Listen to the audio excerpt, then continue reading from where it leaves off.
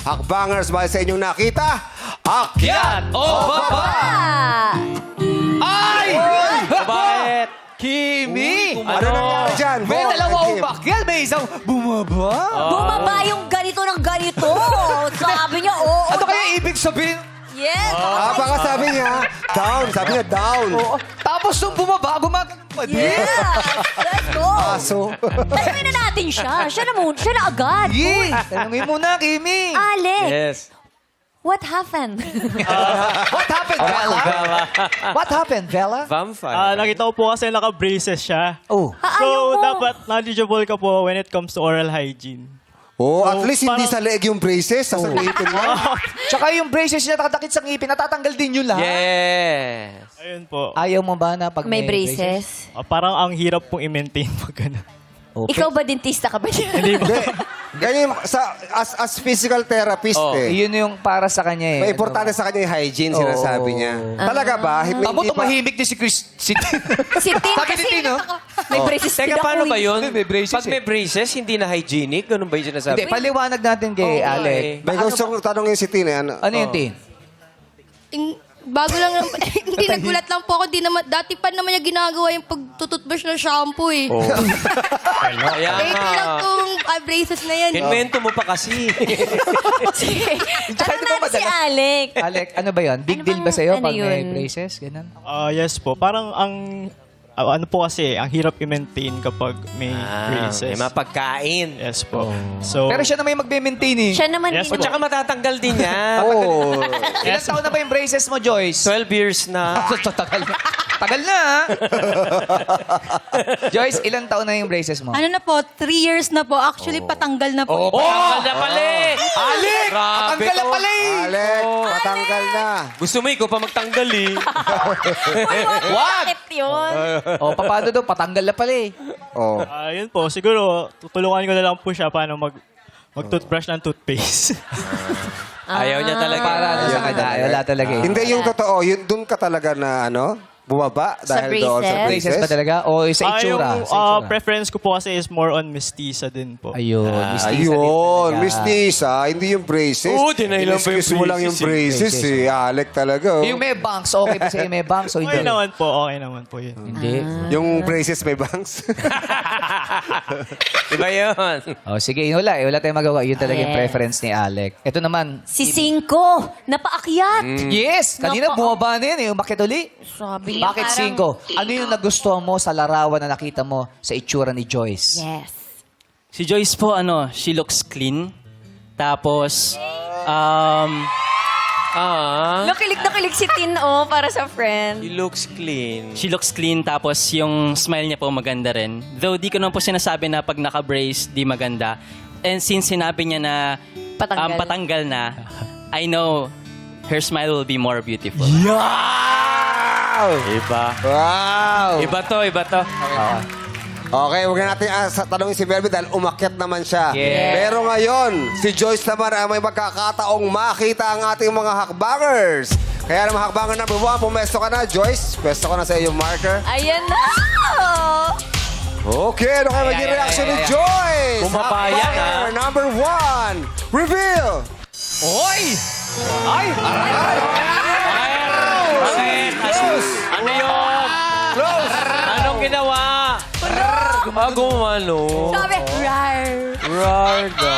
Sabi ni Joyce. Oo, siya yung si Cinco yung bumaba about same religion. Yes. Lalahanin Pero ko. napag-ganon si Pero Joyce. kinalmot Kinalmot ni, Ni Joyce. ni Joyce Number 2, pumesto ka na. Nakapwesto ka na ba? Wala pa. Ito na. Baka na. Pwesto na? Yan. Hakbanger number 2, reveal! Ay! Gumanon din. Pero May paano? May patina. Dalawa? Close! Tapos nandila na dito. Oh. Uy, si Melvin never bumabaya na. Mahilig mangalmot. Okay, hakbanger number 3. Nakapwesto na ba si hakbanger number 3? Yes. Reveal! Uy, away lang. Ay, close! Ay, naun. Gumalamot din. Parang na-shy si Joyce.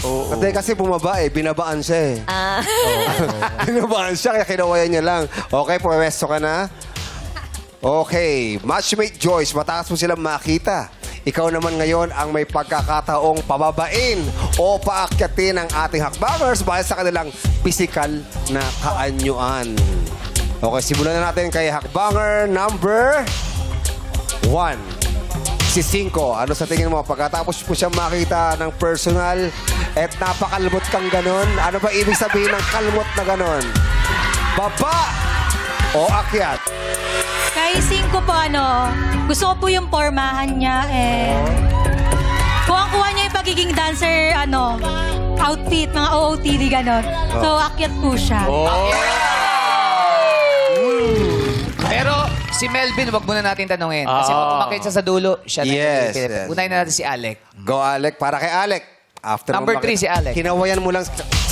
Sa dalawa, kumalmot kang ganun. Pero kung kay Alec, kinawayan mo. Babay na ba yan? Ano ang gusto mo gawin kay Alec? Kaya Alec po, kaya po nag-ganon ako kasi para ma-flex ko po. First time ko kasi magpa-nails po. Kaya ka gumagano. Pwede. Gusto mo lang ipakita kasi naghanda ka ngayon. First time mo na First time ko magpa-nails. At dahil first time mo, ipakita mo sa camera. Pakita mo sa camera. Pakita mo sa camera. Oh! diba? First time, kaya pala Flex pinapakita. na flex, oh. Oh, Ayan ha. oh, diba? Oh. Yun ang pala yung dahilan. Oh, wag mo lagyan ng shampoo yan, baka magano.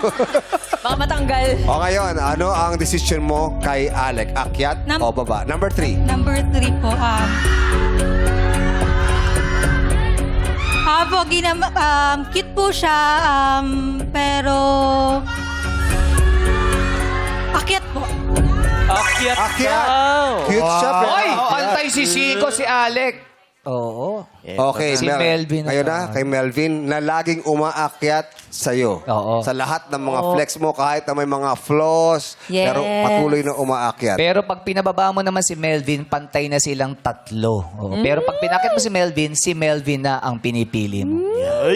Ano ang decision mo? Number 2? Kay Melvin.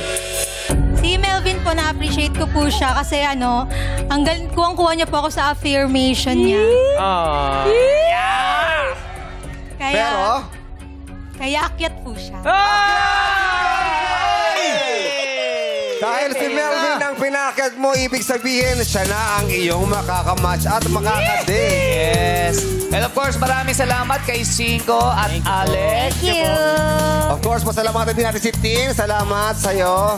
Thank you so much. Joyce, Thank you, pumesto ka na. Hindi, si Tin. Tanungin na si Tin. Okay ka ba? Boto ka ba doon? Approve po. Approve. Kasi may sinasabi siya kanina, si Cinco, sumasagot. Oo. Pero kung ikaw ang pipiliin, Kung ako po papapiliin, go na ako dyan. go na to vote kay Melvin. Pero Tin, sa dalawa, kanino ka? Kay Cinco, kay Alec. Kung ikaw papipiliin, magkakadate mo halimbawa. Kunyari, ikaw, papabalikin ka namin sa Lunes. Pababalikin ka namin sa Lunes, silang dalawa. 1 o 3? Kay one na po ako si Alec po kasi ayaw niyang naka-braces eh. Ba't yung ba kasi tinanong ayaw nga ng brace? Dahil lang, kailan mo ba ipapatanggal yan? Pag may pang na po ako tanggal. Meron kami long nose dyan. Gusto mo?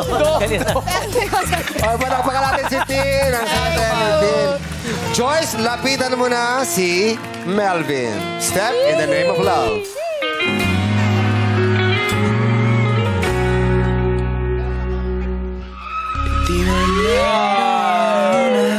Ay, napaka-gentleman. Dalawa na yung mic. Thank you, Tin. Thank you ulit. Ay, pakitin ko po. Ay. Oh, so bagay. Melvin, ano masasabi mo sa kuko ni Joyce? Wow.